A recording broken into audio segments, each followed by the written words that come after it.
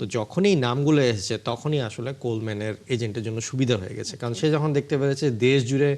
কোলম্যানকে নিয়ে এত বেশি ইন্টারেস্ট, তো কোলম্যানের এজেন্ট তো সেখানে আপনার দাম বাড়ানোর চেষ্টাই করবে। ক্যাটাগরাইজ যদি করতে বলি যে তিনি আসলে কেমন, মানে কেন ডুলিকে চায় না বলছে ভক্তরা আমি শুধু এটাই বলছি না যে এই ভক্তরা শুধুমাত্র আবেগ দিয়ে বিচার করছে, তারাও ফুটবলের যথার্থ আসলে খোঁজখবর রাখেন। তাহলে কেন আসলে ডুলিকে এত আন্ডাররেটেড করা হচ্ছে? ডুলিকে আন্ডাররেটেড করা হচ্ছে এটা আসলে ঠিক আমি প্রথমে ভক্তদের আসলে ওভাবে দোষ দিব না। তার কারণ হচ্ছে যে হ্যাঁ, একটা প্রসেসের মধ্যে দিয়ে একটা সুন্দর একটা প্রসেসের মাধ্যমেই আর কি এবার কোচটা নিয়োগ হলো, যেটা কিনা আগে বাংলাদেশ ইতিহাসে কখনো হয়নি। কিন্তু এই প্রসেসটা যখন করার সময় কিছু ইনফরমেশন ম্যানেজমেন্ট, এটাকে আর কি ইংলিশে কর্পোরেট ভাষায় বলে ডাটা প্রোটেকশন, বা হচ্ছে মিডিয়া ম্যানেজমেন্ট, এই জিনিসে কিছু ঘাটতি ছিল আমি বলবো। তার কারণ হচ্ছে যে হ্যাঁ, আপনার কাছে 300 সিভি এসছে, আপনি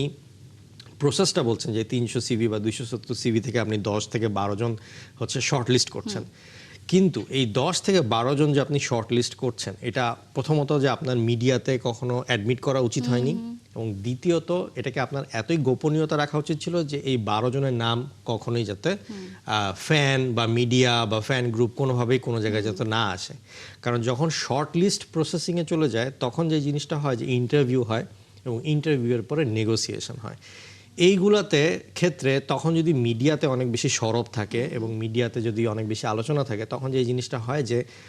নেগোসিয়েশনের ক্ষেত্রে এখানে তখন এজেন্ট বা সেই কোচ সুবিধা নেওয়ার চেষ্টা করে। তো যখনই এই নামগুলো এসেছে তখনই আসলে কোলম্যানের এজেন্টের জন্য সুবিধা হয়ে গেছে, কারণ সে যখন দেখতে পেরেছে দেশ জুড়ে কোলম্যানকে নিয়ে এত বেশি ইন্টারেস্ট, তো কোলম্যানের এজেন্ট তো সেখানে আপনার দাম বাড়ানোর চেষ্টাই করবে।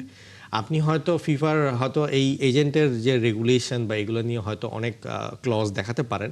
কিন্তু ফুটবল ওয়ার্ল্ডে আপনার ধরেন যে এই যে নেগোসিয়েশনগুলো হয়, এগুলো অনেকটা কাগজে লেখা থাকলেও অনেকটা হয় যে নিজেদের নেগোসিয়েশনের ভার্বাল এবং কমিউনিকেশনের মাধ্যমে। সো যেই ক্ষেত্রে এইখানেই আসলে প্রবলেমটা হয়ে গেছে যে বিএফএফ প্রথম থেকে শর্ট লিস্টের মধ্যে কারা আছে এই ইনফরমেশনগুলো বের হয়ে আসছিল। তো যার কারণে হয়েছে কি যে ফ্যানদের মধ্যে একটা প্রত্যাশা ক্রিয়েট হয়েছে এবং তারা এটা নিয়ে আন্দোলনও করেছে, এবং সেই জন্য এখন আমাদের থমাস ডুলির মতন কোচকেও মনে হচ্ছে যে খুবই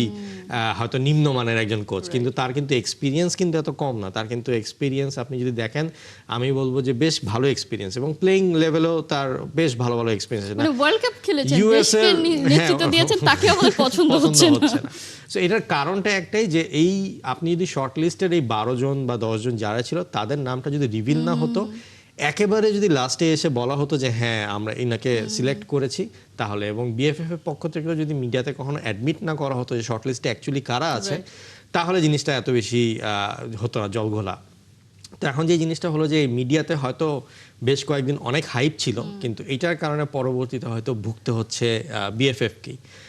এবং যার কারণে যেটা হচ্ছে যে এখন হয়তো আগে একটা কথার দাম ছিল তাবিদ ভাইয়ের, যে হ্যাঁ তাবিদ ভাই কথার প্রচুর দাম আছে, যে উনি যা বলে সেটাই হয়, কিন্তু এখন এইটার মাধ্যমে যেটা হলো যে ফ্যানরা একটু আশাহত হলো, এবং এর পরবর্তীতে হয়তো তাবিদ ভাইয়ের কিছু প্রমিস করলে হয়তো সেটা ফ্যানরা কিভাবে নিবে সেটা আমি আসলে এখন বলতে পারছি না। নিশ্চয়ই, কারণ আপনিও তো ভরসা করে বলেছিলেন যে তাবিদ ভাই যেহেতু ডেট দিয়েছে সেই ডেটে আমরা কোচের নাম বলেছিলাম, কারণ উনি নরমালি যখন একটা ডেট দেয়, একটা প্রমিস করে, উনি এটা সবসময় ফুলফিল করে, কিন্তু এবারই প্রথম দেখলাম আর কি।